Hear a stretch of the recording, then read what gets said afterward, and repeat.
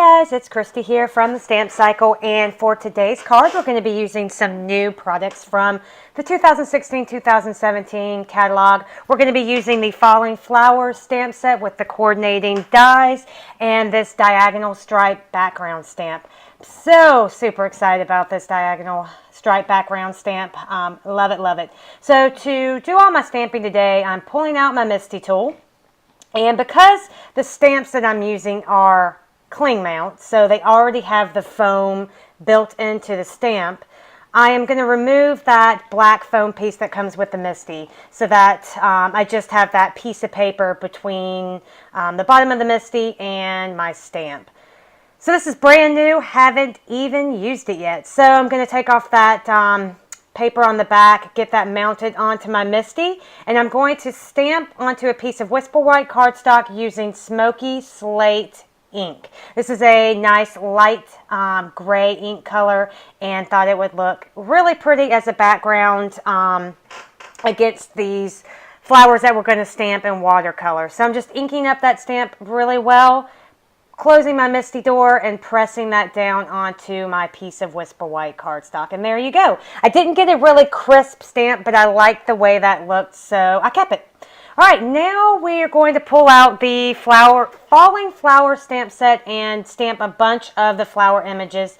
I am prepping my this is a piece of watercolor paper on the rough side, and I've prepped it with my embossing buddy. And now I've laid out all the different stamped images from that stamp set that I want to use for my card. I'm going to ink those up really well with some Versamark ink because we are going to be heat embossing these and then watercoloring. So I ink that up really well. Again, press the door down on my Misty and get those nice and stamped. Because this is watercolor paper, sometimes I have a hard time getting a really nice stamped image, so I usually stamp things twice. That's what makes the Misty such an incredible tool to use. You can stamp your images twice and not have to worry about them not being perfectly lined up. So I'm just using some white embossing powder there, and I'm going to heat set all of these images in that white embossing powder. And then I'm going to finish stamping some more of those flower images on the rest of that piece of cardstock, watercolor paper, just so I have a lot of different flowers that I'll have to use at the end there to create my bouquet. So now I've got my new, brand spanking new Zig Clean Clear watercolor markers. This is the first time I've used these. I'm just directly coloring these flowers on this watercolor paper and using my watercolor brush, my water brush, to kind of spread the color around. This is the first time I've used these. I just got these in the mail, and this is the first card, or the first time I've even played with them, and I have to say, I love these markers. They are awesome. They have this really cool brush tip, and they watercolor beautifully. I'm just laying down color directly onto the watercolor paper here with these markers, and then using that water brush to mix the colors and kind of spread it around, and the water really does all the work for me, and these markers blend beautifully on their own even without water, but once you apply water to them, they really become magical. I'm in love with these markers. I can't tell you enough good things about them.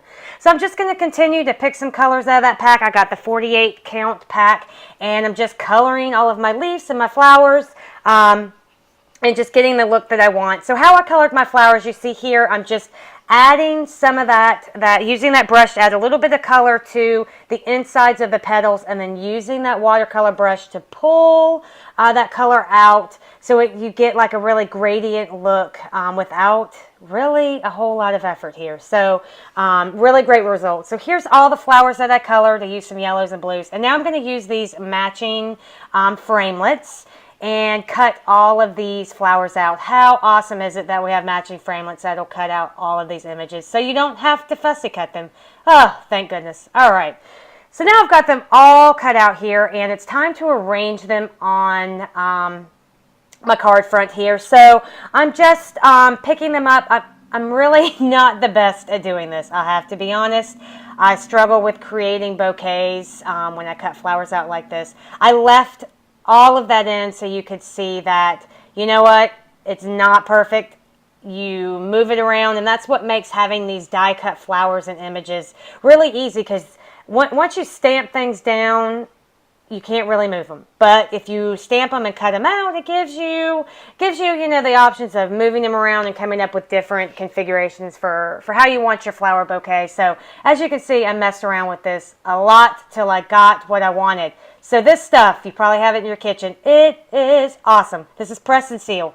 You take it, you press it onto this bouquet that you've spent all this time arranging. You pull it off of the cardstock, and voila, it's all stuck together. It makes it super easy to move it around and to put it back on your card front. So I'm going to make my card base here. This is a piece of thick Whisper White cardstock just cut in half to create a standard size A2 top folding card. I have cut down that gray striped background to have about a 1/2 inch of the white peeking out there on that left side. And I'm going to use some of this awesome glitter washi tape that was one of the items you could get free in Celebration. And I'm just going to apply a piece of that on the far left side, leaving a little bit of the white showing. So this is going to give that striped background just a glitter layer without having to use an entire piece of glitter paper. So love this tape. So now I'm just going to glue the striped background on with just some Tombow multi-purpose liquid glue. This gives me a few seconds to wiggle it around and get perfect placement. I'm not the best at getting layers even on the first try, so this glue gives me some time. So now we're going to grab that flower bouquet that we have on our press and seal. For a couple of these flowers, I'm going to go ahead and put some dimensionals on the back, but then the ones that I want to apply directly onto the card front, I'm just going to use some more of that Tombow glue. This press and seal is awesome because it keeps everything in place. I can apply glue on the things that I'm ready to glue down now, and then when I lift this press and seal up, like the flowers that I want to put dimensionals on will stay stuck to it, and so I can continue to add dimensionals, put some flowers down, add some glue, put some more flowers down. So if you don't have any of this press and seal, it's not only great for your kitchen, but it is super, super awesome for your craft room. So go on out there and get you some if you don't have some, because look how awesome this is to use. So now I've still got those flowers stuck onto the press and seal that I want to add dimensionals to, and then I can take that press and seal, use it as kind of like my holding tool to hold the flowers back up, get perfect positioning, and then press the flowers down so that the dimensionals stick. Isn't that awesome? I mean, I seriously love this stuff. I use it a lot. So there you go. Voila. Perfect. Next step is to add some more bling, some more glitter. So I pulled out my Wink of Stella brush, and this is the clear, and I'm just going to color all of those, the 2 big flowers and then the 2 yellow flowers with this Wink of Stella to add some additional bling and shine. So gorgeous. I love that Wink of Stella brush. I would just want to color everything with it. Everything. All right, so now it's time to work on the sentiment. I've got my embossing buddy. I'm going to just prep a piece of vellum there, and I'm going to be using another new stamp set. This is Feather Together. I really like the sentiments in that, and I love that it's photopolymer.